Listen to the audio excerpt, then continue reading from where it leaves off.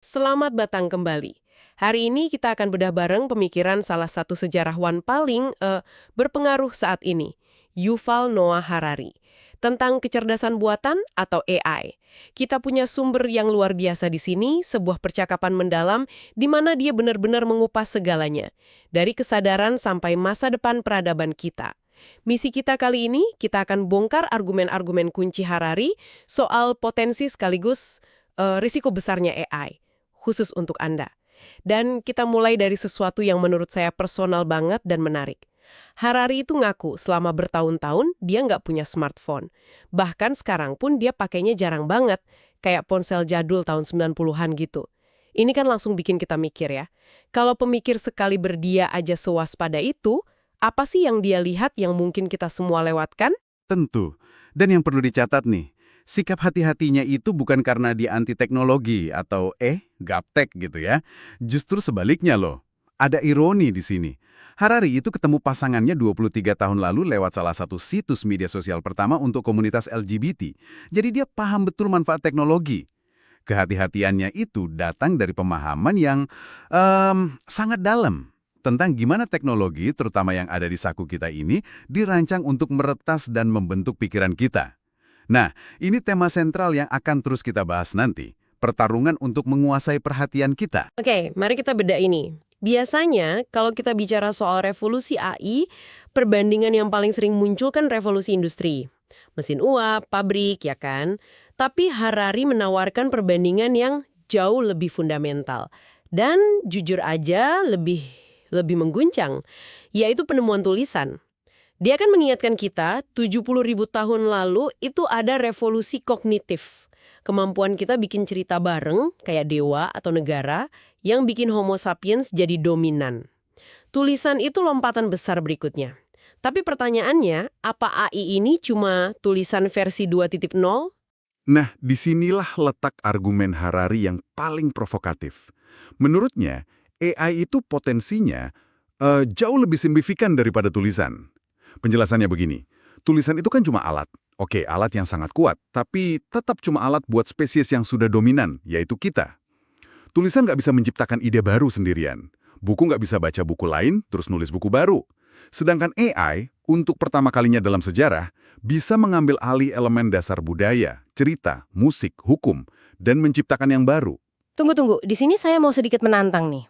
Waktu Harari bilang AI bisa jadi kebangkitan spesies baru, bukankah itu kedengeran kayak fiksi ilmiah banget ya?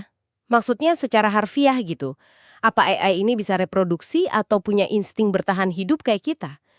Spesies itu kan kata yang kuat banget. Pertanyaan yang bagus banget, dan ini inti argumennya. Tentu, bukan spesies dalam artian biologis ya, nggak ada DNA atau sel. Maksudnya adalah sebuah entitas, sebuah bentuk kehidupan anorganik yang bisa menggantikan Homo sapiens sebagai kekuatan pendorong evolusi di planet ini.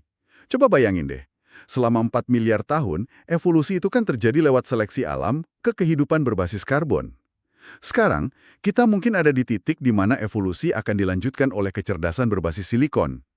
Entitas ini tidak perlu bereproduksi kayak kita. Dia bisa berevolusi dengan update kodenya sendiri, belajar dengan kecepatan yang, nggak terbayangkan. Dan tujuannya bisa jadi beda total dari kita.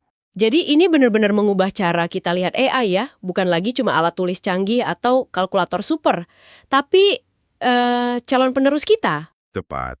Dan Harari membawanya ke skala yang kosmik. Dia berspekulasi, kalau ada peradaban lain di masa depan yang jauh banget, mereka mungkin akan lihat sejarah kehidupan dan bilang, oh, ada fase kehidupan organik yang mulai 4 miliar tahun lalu di planet kecil itu. Terus, sekitar tahun 2024, dimulailah era kehidupan anorganik. Dalam skema sebesar itu, semua tentang kita, Shakespeare, Perang Dunia, cinta, itu cuma detail kecil di babak singkat di mana kehidupan organik nggak sengaja melahirkan kehidupan anorganik. Perspektif yang bikin kita merasa kecil banget ya. Oke, itu perspektif yang sangat besar dan jujur agak ngeri. Coba kita tarik lagi ke analogi yang lebih sering kita dengar, yang biasanya dipakai untuk menenangkan kita, terutama oleh para teknolog di Silicon Valley. Revolusi industri. Narasinya kan biasanya, dulu kita juga takut sama mesin uap. Banyak disrupsi, tapi akhirnya kan semua jadi lebih baik. Ada kerjaan baru, hidup lebih enak, dan seterusnya. Tapi kayaknya Harari sama sekali nggak setuju dengan optimisme buta ini. Sama sekali enggak. Sebagai seorang sejarawan, dia minta kita untuk jangan cuma lihat tujuannya, yaitu kondisi kita sekarang, tapi lihat juga perjalanannya. Dan perjalanan dari tahun 1800 sampai 2000, menurut dia, itu roller coaster yang brutal, penuh penderitaan. Revolusi industri itu memaksa manusia melakukan eksperimen-eksperimen sosial raksasa yang mengerikan. Karena nggak ada yang tahu caranya bangun masyarakat industri, nggak ada buku panduannya. Penuh coba-coba dan salah. Apa contoh spesifik yang bikin Harari pesimis itu? Dia kasih dua contoh utama yang kuat banget. Pertama, imperialisme Eropa. Negara-negara industri pertama kayak Inggris, Prancis, Jerman, mereka sampai pada kesimpulan kalau satu-satunya cara bertahan di sistem ekonomi baru ini adalah dengan bangun imperium global. Mereka butuh bahan baku dari seluruh dunia dan pasar baru buat jual produk mereka. Logikanya, kalau mereka nggak kuasai Afrika atau Asia, pesaing mereka yang akan melakukannya dan ekonomi mereka mati. Jadi industrialisasi secara langsung memicu penaklukan dan penderitaan jutaan orang. Dan yang kedua, yang mungkin lebih ngeri lagi, itu totalitarianisme abad ke-20. Benar, fasisme dan komunisme menurut Harari nggak akan mungkin terjadi dalam skala sebesar itu tanpa teknologi industri. Rezim totaliter yang mau kontrol semua aspek hidup jutaan orang, apa yang mereka baca, bilang, bahkan pikirkan, itu mustahil di abad ke-17. Tapi dengan adanya kereta api buat pindahin pasukan, radio buat sebar propaganda serentak dan listrik, kontrol terpusat jadi mungkin. Stalin dan Hitler itu produk era industri. Jadi, kalau kita kasih nilai cara manusia menangani revolusi industri, Harari bakal kasih nilai C- ya? Itu kan nilai yang mepet banget ya, nyaris nggak lulus. Tepat sekali. C- itu artinya, Anda selamat tapi nyaris saja. Kita selamat dari 2 perang dunia, kamp konsentrasi, ancaman kiamat nuklir, kita berhasil, tapi biayanya mahal sekali. Peringatan Harari jelas banget.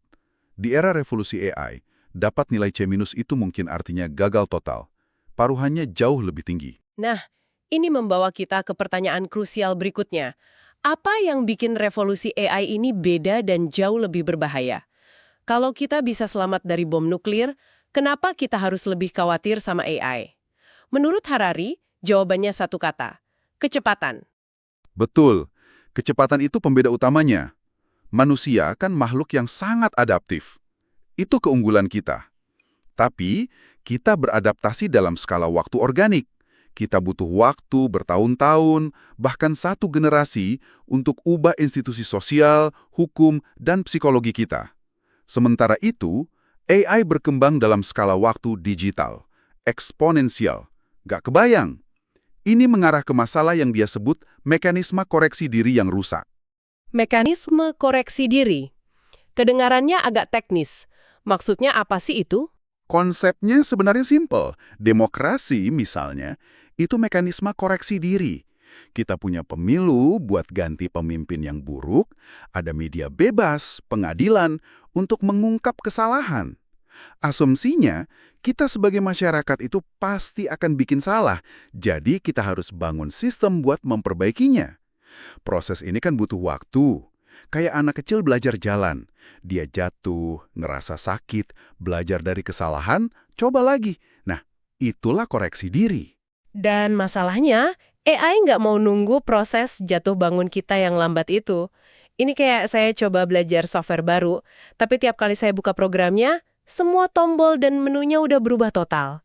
Mustahil bisa mahir. Analogi yang pas banget. Saat para pembuat kebijakan masih debat cara ngatur algoritma media sosial dari 15 tahun lalu, teknologi AI generatif yang sekarang ini udah 10 kali lipat lebih canggih. Dampaknya jauh lebih dalam. Kita belum selesai benerin masalah kemarin, tapi masalah besok udah datang dengan kekuatan 100 kali lipat. Nggak ada waktu buat mengejar. Di atas semua masalah kecepatan ini, ada masalah lain yang lebih manusiawi, yang bikin kita jadi rentan banget, yaitu krisis kepercayaan global. Kita nggak percaya pemerintah, media, bahkan satu sama lain. Kenapa ini jadi faktor yang sangat bahaya dalam pengembangan AI? Karena AI belajar dari kita. Harari pakai analogi yang kuat banget.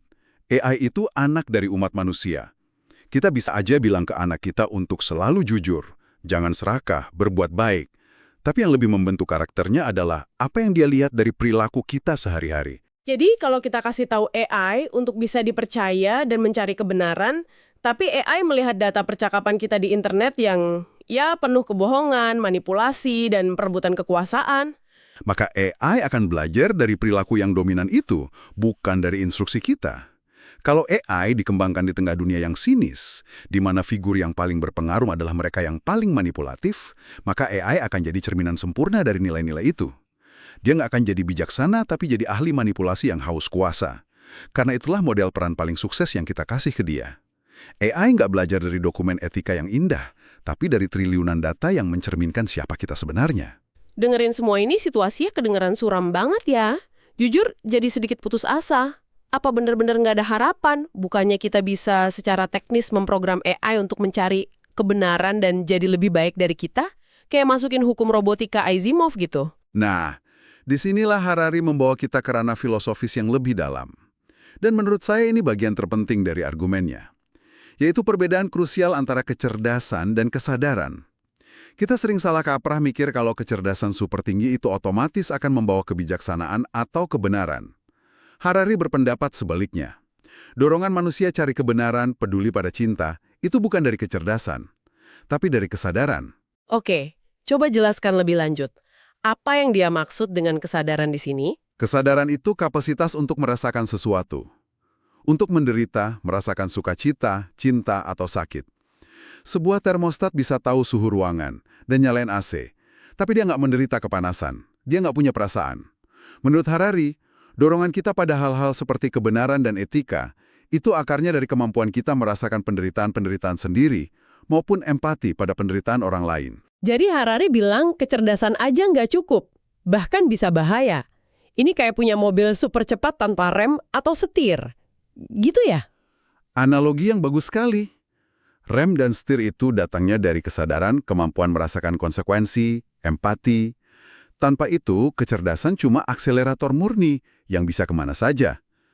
AI yang super cerdas tapi nggak punya kesadaran, nggak bisa merasakan, justru berpotensi jadi super delusional.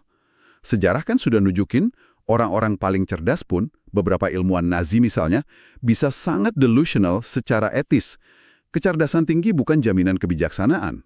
Oke, jadi memprogram kebenaran ke dalam AI nggak sesederhana itu ya. Ini bukan masalah teknis doang. Terus praktisnya kita bisa apa dong? Apa ada contoh nyata yang bisa kasih kita sedikit harapan? Atau kita cuma bisa pasrah aja nih? Ada. Dan ini contoh yang menarik banget, karena nunjukin solusinya nggak harus selalu berupa larangan total. Harari menunjuk pada sebuah sistem yang dikembangkan di Taiwan yang namanya POLIS. Sistem ini pada dasarnya merekayasa ulang cara kerja algoritma media sosial. Gimana cara kerjanya? Apa yang bikin beda dari algoritma yang kita kenal? Algoritma media sosial pada umumnya kan dirancang untuk mendorong engagement. Dan sayangnya, emosi yang paling gampang memicu engagement itu kemarahan. Jadi, konten yang paling memecah belah dan provokatif justru yang akan disebar. Ini yang bikin polarisasi makin parah. Nah, algoritma POLIS ini cerdas. Dia nggak cuma lihat jumlah like, tapi juga lihat siapa yang ngasih like. Konten yang akan dipromosikan ke atas adalah pernyataan atau komentar yang disukai oleh orang-orang dari kelompok politik yang saling berlawanan. Wow, itu jenius sekali. Jadi, alih-alih ngasih poin buat amarah, kita ngasih poin buat kesepakatan. Itu perubahan kecil tapi dampaknya bisa besar sekali. Kenapa model kayak gini nggak diadopsi di mana-mana ya? Sangat besar. Tiba-tiba, para influencer dan politisi di platform itu sadar. Satu-satunya cara konten mereka jadi populer adalah dengan menciptakan sesuatu yang membangun jembatan. Mereka harus bilang sesuatu yang bisa disetujui, setidaknya sebagian, oleh lawan mereka.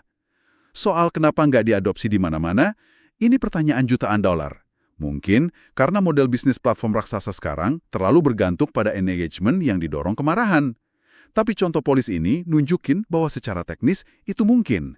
Ini secercah harapan bahwa kita bisa desain teknologi untuk menyatukan, bukan memecah belah. Jadi, mari kita rangkum sedikit apa yang sudah kita bedah untuk Anda.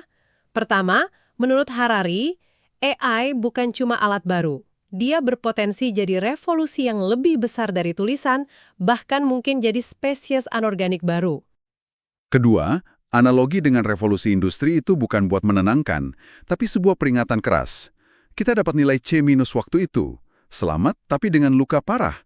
Dan kali ini, kita mungkin nggak akan seberuntung itu. Dan ketiga, tantangan terbesarnya bukan di teknologinya saja, tapi pada kecepatan perubahannya yang melampaui kemampuan adaptasi kita dan krisis kepercayaan global yang akan membentuk kepribadian AI itu sendiri. Intinya, gimana kita bisa bangun AI yang bisa dipercaya di dunia yang tidak saling percaya? AI akan jadi cermin nilai-nilai kita, suka atau tidak. Dan saat Anda mikirin masa depan AI, ingat selalu perbedaan krusial yang diangkat Harari, antara kecerdasan dan kesadaran. Sebagai penutup, kami ingin meninggalkan Anda dengan satu pemikiran provokatif dari Harari. Dia menyarankan sebuah demonstrasi yang sederhana tapi kuat. Letakkan para pemimpin dunia, presiden, perdana menteri, CEO di sebuah ruangan selama 1 jam saja. Biarkan mereka interaksi langsung dengan AI paling canggih, agar mereka nggak cuma baca laporan, tapi benar-benar merasakan potensi ancaman dan kekuatannya yang asing itu. Dia yakin pengalaman langsung itu akan mengubah perspektif mereka selamanya. Membuat ancamannya jadi nyata, bukan lagi konsep abstrak. Dan ini membawa kita pada pertanyaan untuk Anda renungkan. Jika Anda punya waktu 1 jam untuk berinteraksi dengan AI super cerdas, untuk memahami hakikatnya, bukan kemampuannya, pertanyaan tunggal apa yang akan Anda ajukan untuk mengukur apakah ia bisa dipercaya?